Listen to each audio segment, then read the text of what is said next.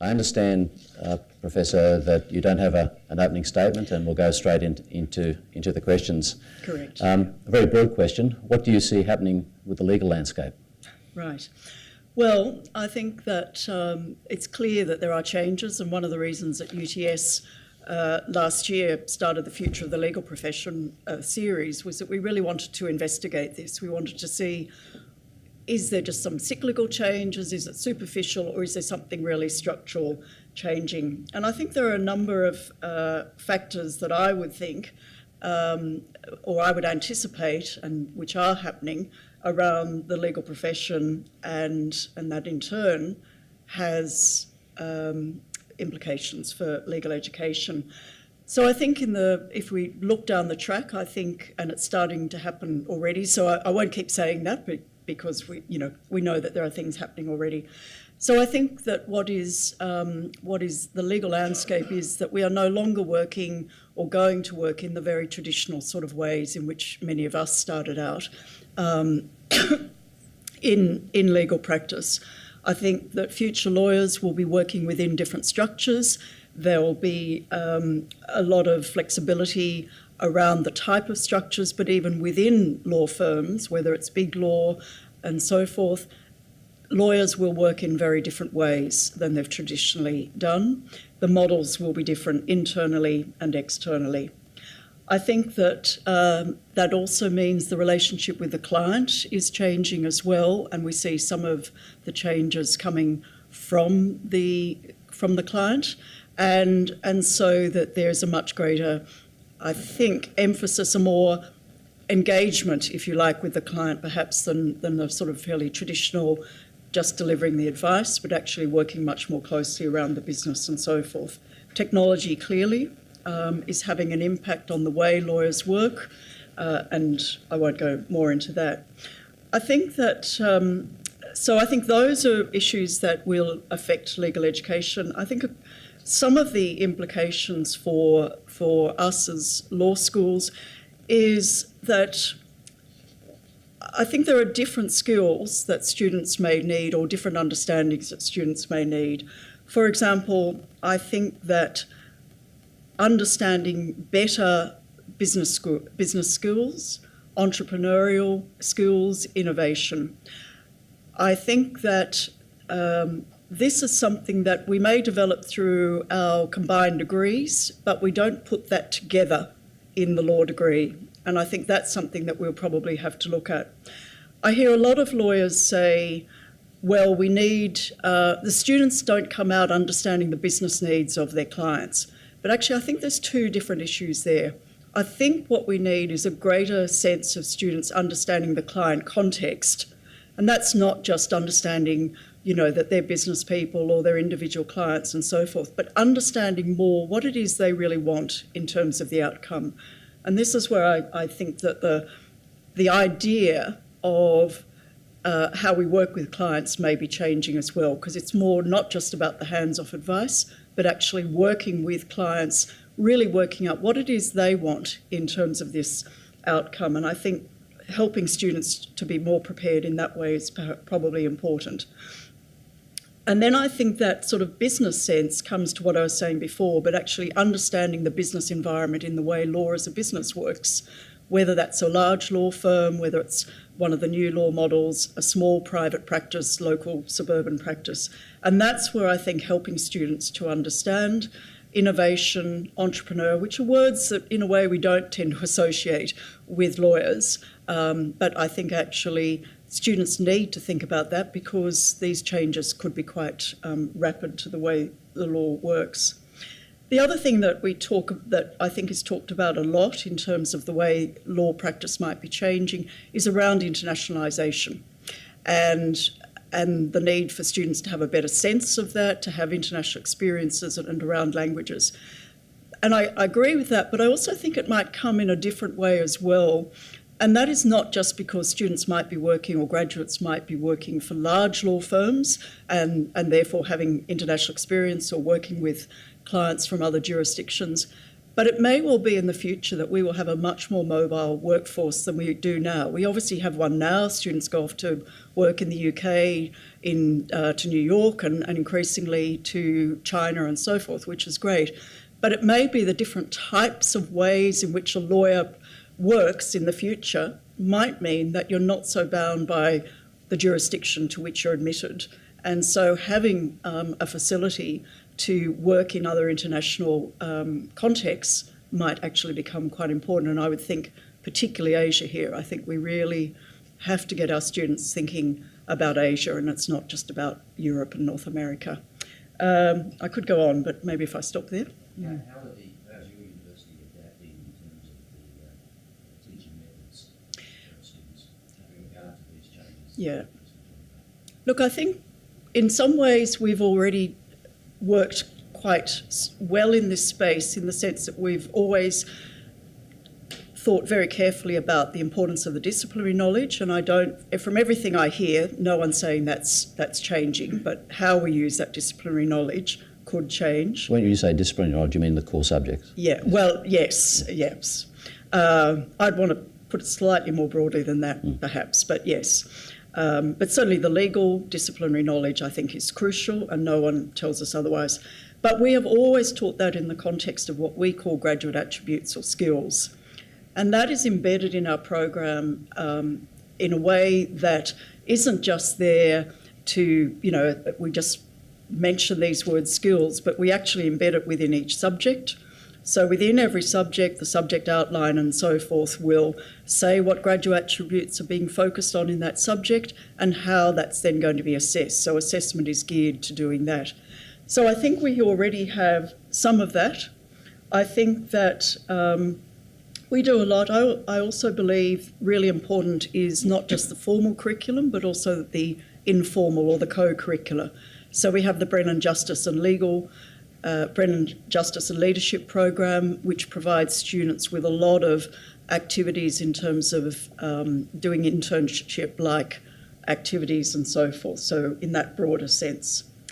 But I think more particularly at the moment we're doing a number of things, and given the time, I don't know if you know, but I don't want to spend too much time on them, but for example, we've got the Allens Neota Tech Application Challenge that students are going to be working on. This semester students in civil practice are using an online dispute resolution as part of their program. We're trialling that so that they actually see the way a mediation program might work online on an online platform and get used to that. We've obviously got things like the LexisNexis technology moot and the new subject, disruptive technologies. But I think that there's a broader issue here and one that we're trying to think through. So I said before that I think what is very good about the law discipline is that students tend to combine that with another discipline. And I think that's fabulous that they have those two disciplines. But I think we never bring them together. And that's one of the things that I'm interested in looking at.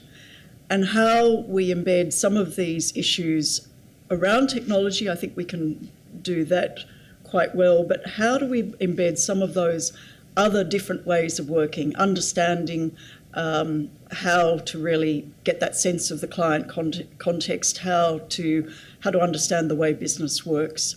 We also have in the university programs like the Hatchery, which our students, I'm pleased to say, the law students are involved in. So that's developing sort of innovation, entrepreneurial skills. And I think there are other things like project management and so forth, but some of those will come through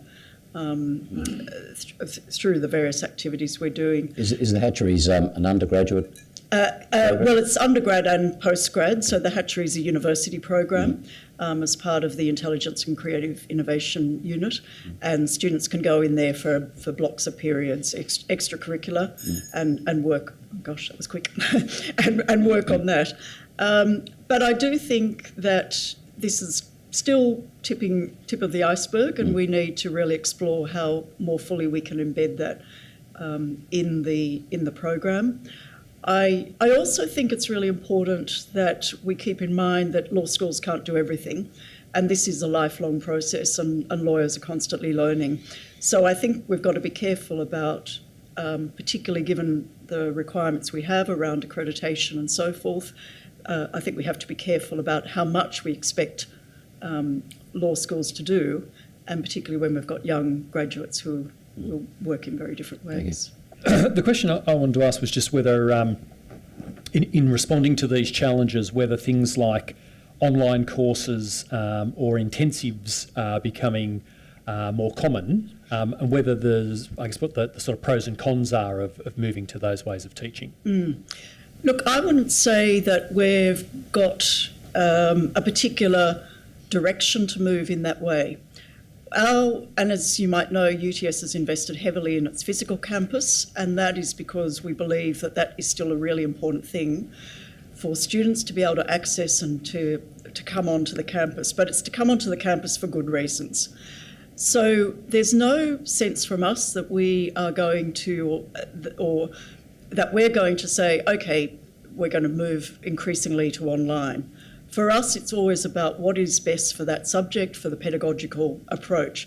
Increasingly, we use the advantages of online within subjects, but there would be very few subjects at this stage that would be fully online. I think that is something that is better done at the postgraduate level, and here I'm not talking about JD. It may be that we have one or two subjects that are online, but I think that in the main, most people prefer still to teach face-to-face. I think it gives a lot more flexibility. And for us, and this is very much a university view as well, it's about the soft skills that you develop when you come online, and the opportunity, come on campus, and the opportunities through the co-curricular activities that students can do. So we don't have any clear direction. We'll use those if we think they're appropriate. Intensives is something that we've already done, but we tend to do it with electives and over the summer.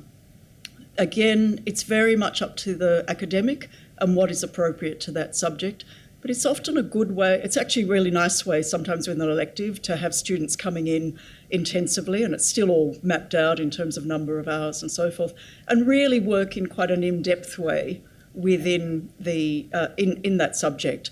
But again, I wouldn't say for us it's increasing. It's always about what's appropriate for the curriculum and for the delivery of the education to the students. Professor Hitchens, I head a internal legal team, and one of my younger solicitors at the moment, I've tasked her with the role of finding innovating ways for us to practice law. And probably the biggest obstacle that I have in my role is finding funding for that within the business. I'm curious to ask you, if I may, as a Dean of a law school, what do you see the barriers are to you in your role in the university to innovating? Look, it's a good question, and there are resources, absolutely. And so when I talk about embedding the curricula, thinking more about our curriculum, that's a major undertaking. It's a major undertaking in terms of resources, in terms of workload for staff, and so that's a significant aspect. And as well, we have to, even if we increasingly over time have moved to more small group seminar-based and moving away from the lecture, that's a significant resource. So we really have to think about that. But that's something, that is just part of our general management of the faculty, and we have to, prioritise and so forth in terms of managing the budget. In terms of university obstacles, I don't think that's so significant, because I think I'm in a university that encourages you to develop and so forth, and is very flexible if you can put up a good case. So that's good.